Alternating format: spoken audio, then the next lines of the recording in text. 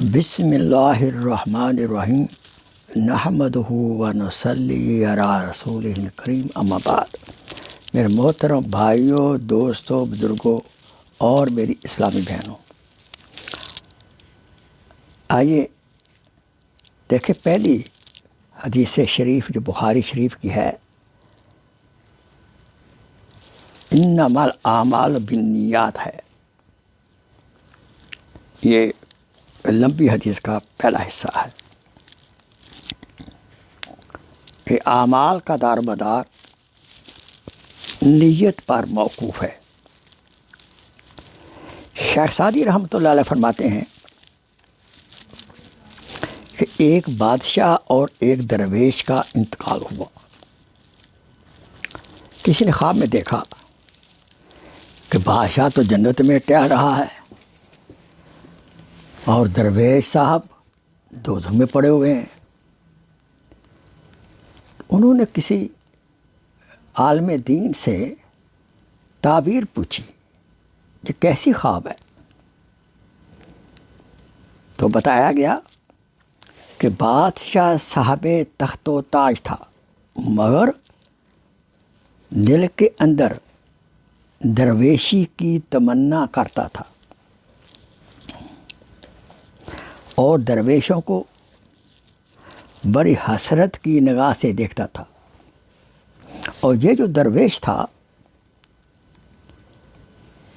تو فقیر بے نوا، مگر بادشاہ کو رشک کی نگاہ سے دیکھتا تھا اور دل میں چاہتا کاش میں بھی بادشاہ ہوتا۔ اسی طرح اگر کوئی مسجد میں نماز کے لیے موجود ہے لیکن اس کا دل وہ کام جو چھوڑ کر آیا ہے اس میں لگا ہوا ہے کہ جلدی نماز ہو اور میں اپنے کام کو جاؤں، گویا وہ مسجد سے نکل چکا ہے۔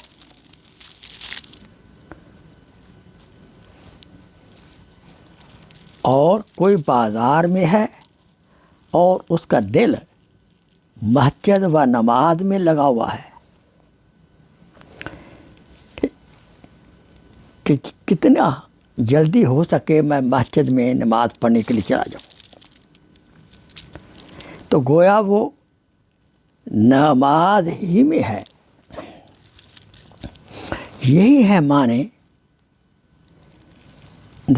انتظار الصلاۃ کے۔ زہد، تقویٰ صرف خانقاہ میں بیٹھنے کا نام نہیں ہے، بلکہ دل اللہ کی تعالیٰ کی یاد میں مگن ہو۔ فمن ثقلت موازینہ